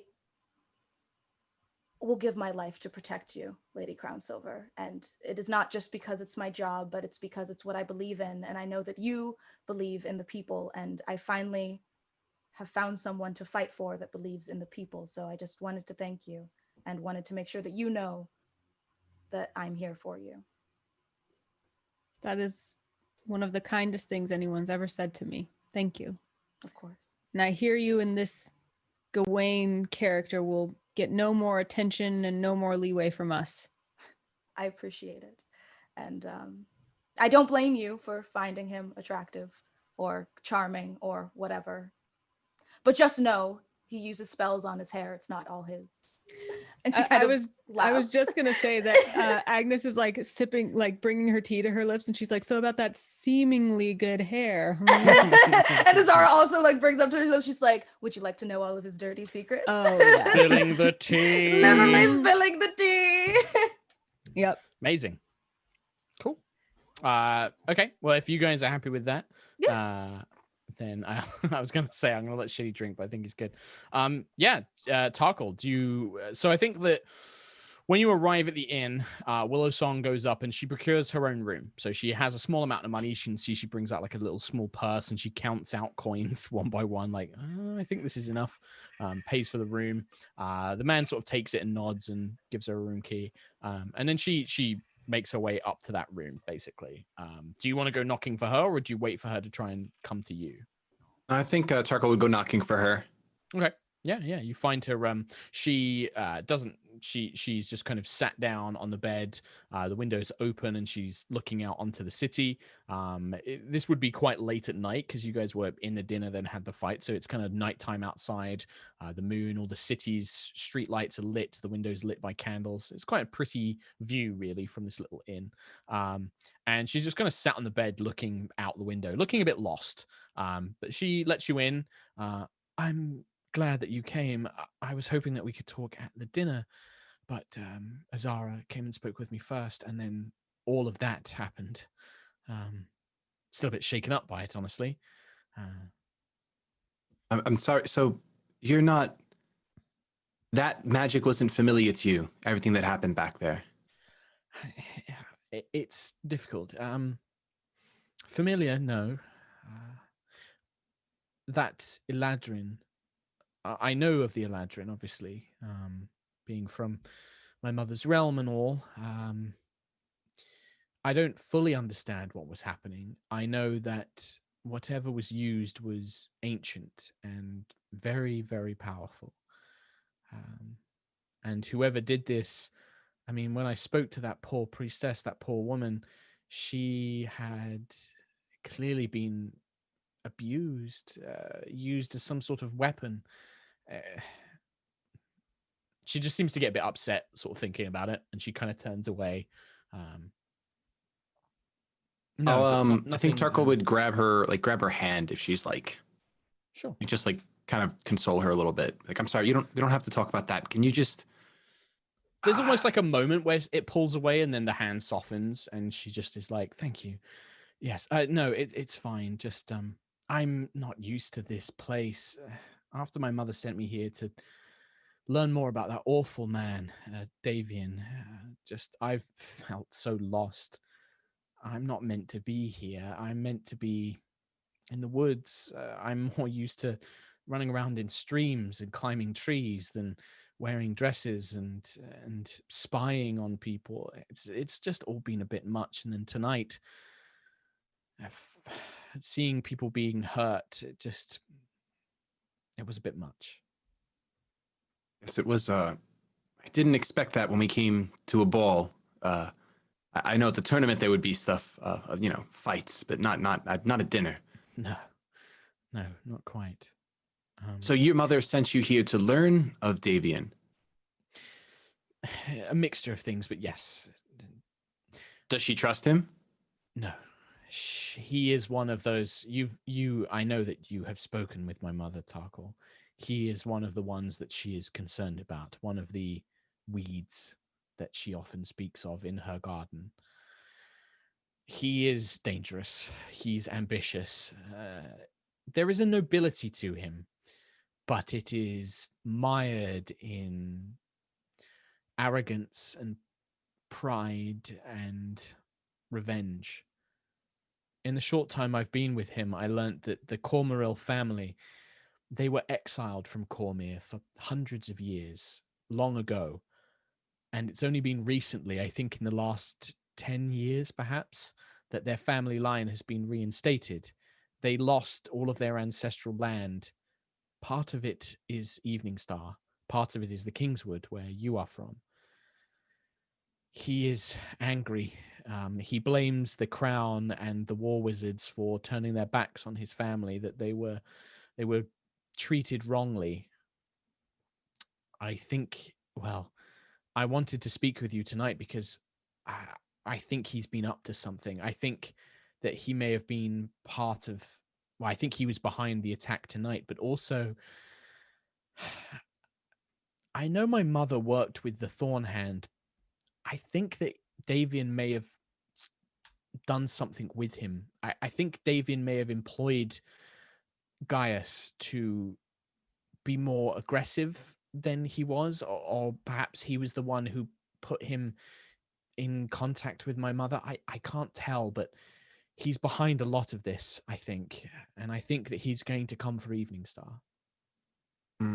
That does make sense. He seemed upset with my sister and I when we told of how we took the keep, almost demeaning our accomplishment. He sees himself as above you, that's for certain. He sees you as children, whereas he should be the rightful ruler of that land. But what did you share with Azara?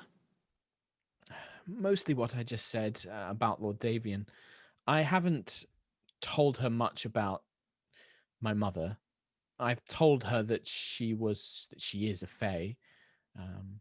I haven't told her that you and my mother have spoken, not in detail anyway. I don't think that that's my place to say. I said that I was sent here to spy on Lord Davian and that I felt that he was up to something, and that I wanted to help. Well, I think you can be a great help. Being so close to your mother, I know she's your mother, but does she mean well for my people? Azara and I spoke of this. Azara knows her as Shadowbriar. I think she thought that I was Shadowbriar, but obviously it's my mother's name. You've seen what she's like. She is a being that doesn't have the same morality as us. She is easily confused, or perhaps sometimes she doesn't see the mortal element of things. To her, a town, a life, they're but a blink of an eye.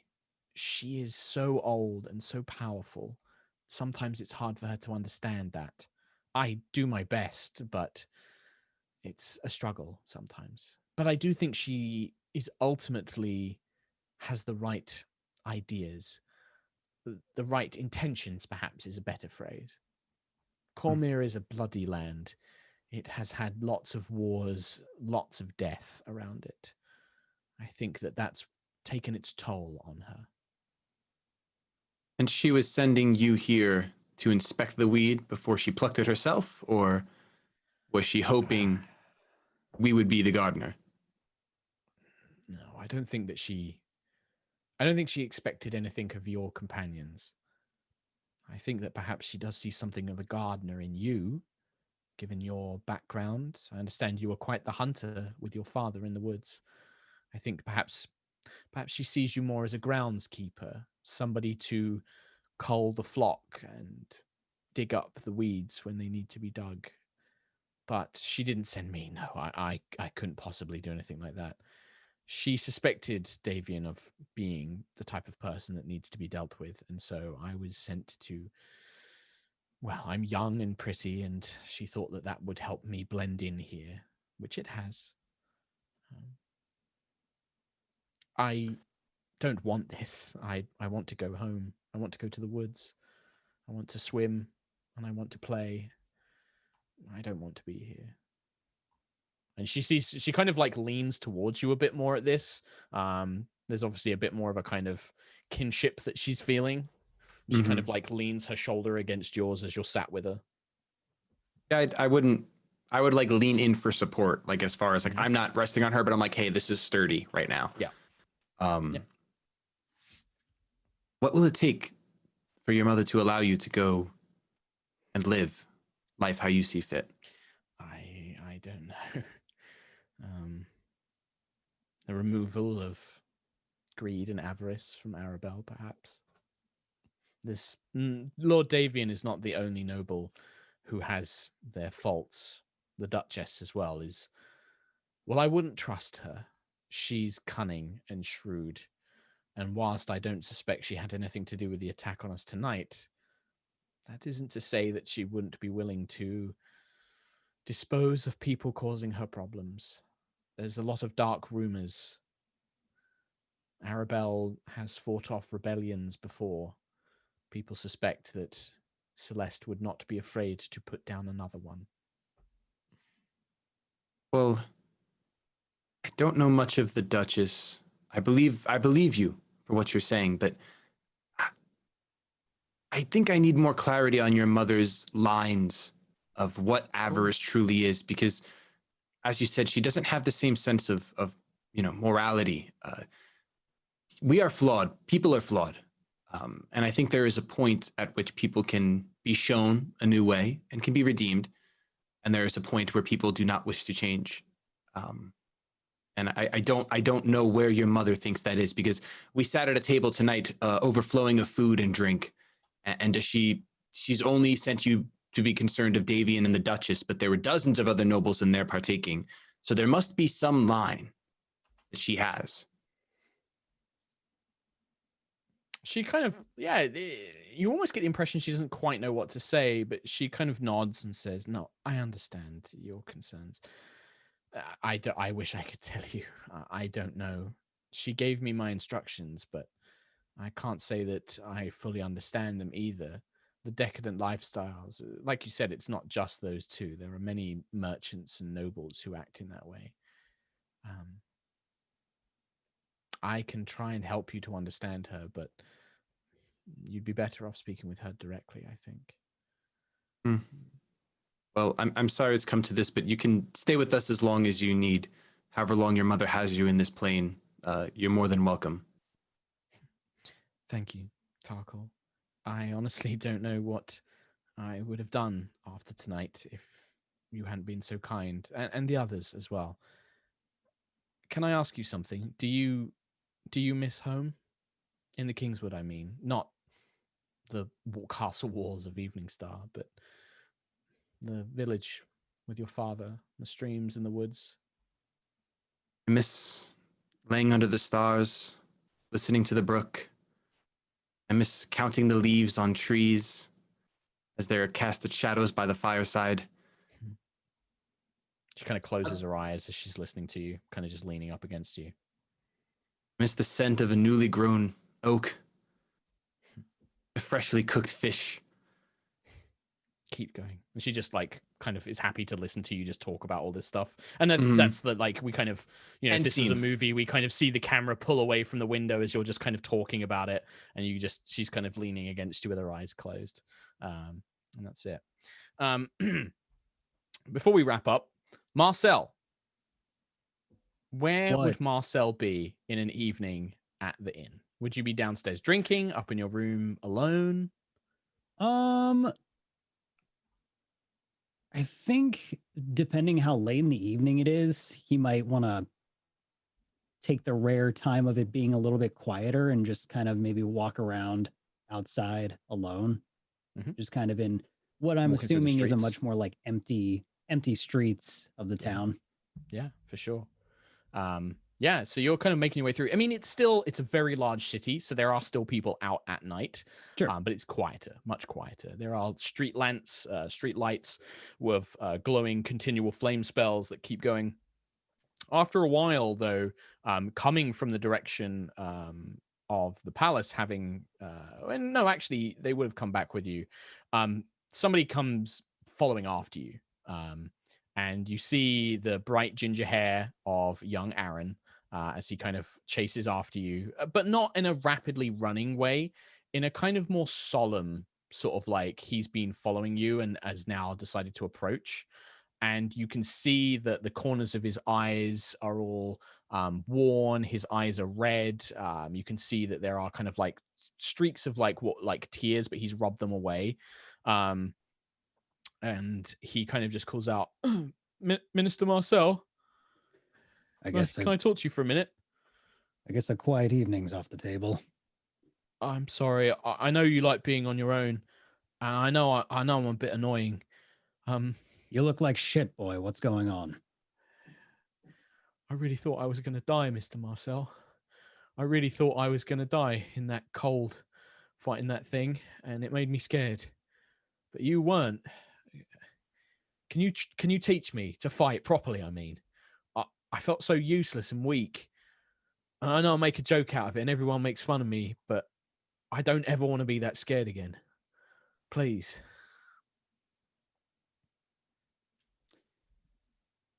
Marcel will draw his sword.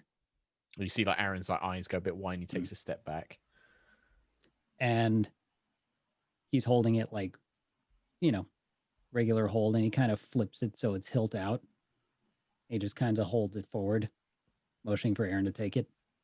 He kind of like reaches up, and you can see his hands are trembling. Like he kind of reaches up and he goes to take it. Did you let him? Like he takes it? Okay. I'm just kind of assessing how he holds it and like how comfortable it looks with him. Okay. He kind of like takes the weight of it and then he tries to strike you can see that he's very clearly watched a lot of soldiers, and so he does stand but there's little things that are off. He stands in what he thinks is a good guard, but his feet are too wide and they could easily be knocked out from under him. You notice that he's not protecting his left side. He's just holding the sword in what he thinks is the right position, but you can see that there is a glimmer of understanding there from having watched so many soldiers and the training at the keep and everything else. So using some fancy soldier footwork, I'll take a second. I'll look at his stance, and then I'll, if I can, I don't know if you want me to check for it, I'll kick out one of his feet and check for it. Yeah, trip him and then grab the sword from him, but also catch him. Yeah, you kind of grab him by the arm, and he's just and he does. You can see that he's quite an agile boy, because even as you trip him, he's already kind of half recovered, almost and I think Marcel would notice this from when you and your brother were younger. It's that kind of street kid, stance where he's low and he's got his arm tucked in, ready to kind of lash out at somebody. You get the sense that Aaron's the kind of kid who's probably learned to fight other bigger kids, and he's learned to use his gangly size and stuff in his favor, but he just doesn't have that formal training. But he does catch himself, even though you've got him, and he's kind of posed ready to strike, and he's looking up at you, and then he kind of cracks half a smile, and he's just yeah, just something like that. Says Marcel will just have the sword reappear in his hand. It just disappears. And says, wow, I don't think I can do that. Not likely. Once we get an open day, we'll have a good crack of dawn session and see if we can't fix that stance. Yeah. That sounds good. Thank you. He kind of just gives you a little nod. I'll let you enjoy your quiet evening. I know that you like being on your own. He just kind of smiles, and then he'll trot off back towards the inn. And I think that's where we'll end the episode. That's a very nice little ending there. Aaron, our little puppy. I love him so much. God. So easy to know what to get to you guys with. I'm just put Aaron in danger, make Aaron sad, and therefore you guys will love it. Did you know when you created Aaron how important he would be? No idea. I just thought, you know what? I'm going to give this baker a really annoying teenage son that I can use as a joke. And then, as soon as you guys loved him, I'm like, right, well, that's an NPC I'm going to develop now, and I'm going to have him have emotions and thoughts and feelings. He's a good boy. Good boy.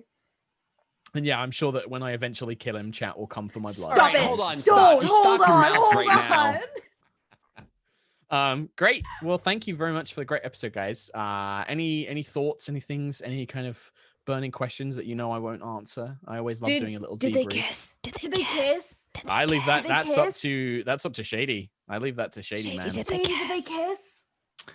I don't think Tarkhal kissed her. No. Not on night one. I'm sorry. He just wouldn't. He's He wouldn't do that. He just wouldn't. Too much of a gentleman. But does he want to kiss her? He wants to. I think Tarkhal wants to kiss her. Yeah. Oh. I think the overwhelming sense of familiarity, and then combined with, like Mark said, she's a young, pretty girl, and And So she's from the forest. And Guys. Tarkhal's young as well. Like Tarkhal's Yeah. not like a wizened, mature man. He's, No. a young man as well. Yeah. the season Nice. finale is just recreating Kiss the Girl, except it's all of us. Copyright Kiss the strike face. on Wizard's account. I love it. I love how I can come on the official D&D channel and I can have half of an episode that is basically about shipping and interpersonal wholesome conversations. Yeah, That's what roleplay is about. Woo! That's it, man. The Like human experience. we had fights against winter wolves and Eladrin and combat with ice and frost, and now it's all about the role play. Don't Role forget play the and gay role play. longing. There was a half a second of gay longing. Oh, was I mean, beautiful. that's like the consistent ongoing True. saga of Azara and Alyssa Sure. that I love as well. And then, I've now just got a million more NPCs that I need to track as well. Yay! Yay! You do it to yourself, Mark. It's not our fault. I gotta If you say, make your NPCs worse, we won't want them around. It's Yeah. true. like you, Gawain. like Gawain. But Listen, you made Gawain that seems war pretty wizard. deep. I don't know. He's a cool dude, right? Like fake news. What a nasty woman spreading all these lies dude, about him. Oh my It god. was great. The combination of me realizing that it was just Anna and Mica on screen, and then you in chat, I was done. I could not hold There were a myself. lot of like biting my tongue so hard it was almost bleeding because of what was happening in chats Yeah. today. Yep. So well done, all of you performers and comedians. I It's true. appreciate you. But also Uh, well done with Mark's NPC skills. The fact that you said that you pulled that war wizard out of nowhere and gave him such detail, like It was everybody cool. in chat, round of Poggers, dude. applause. Very poggers. Poggers. I will take a good poggers any day. I do think that the very last minute bit between Aaron and Marcel got my heart today. That was my. I gotta go back and rewatch. And look, That was really he good. knows it as well. Like, it was like as soon as Mhm. I presented with that option, he's like, I know what I'm gonna do with this. Like, yeah, I've got this. It's like he will grow on him. He will. I will make Marcel like him somehow. So Nice. cute. Well, perfect. Well, let's do some shout outs. And then next week, next week is the last episode of season 1. So Yeah, and I will Nice. say on that note, thank you to everybody who has been tweeting and letting D&D know that you really like this Yep. show. It means a lot. And we have been in talks with them. They seem to be very open to continuing. So talks are going very well. And we very much appreciate all your support. It means a lot and it has helped. And the best thing you can do, the absolute best thing you can do, if you'd like to see more Eveningstar, is go out and tell people to watch it. Like, it's one of those things. There are so many amazing D&D shows out there. It's very hard to stay on top of them. So if you really want people to check out the show and you want the more of the show, best thing you can do is be like, hey, you should watch Knights of Eveningstar. Here's the link. Spread it around. Tell people what you like about it. That's the best way you can help. Mm-hmm. Cool. Let's do some shout outs. And let us start with a man of few words, but a big heart. Nate Sharp.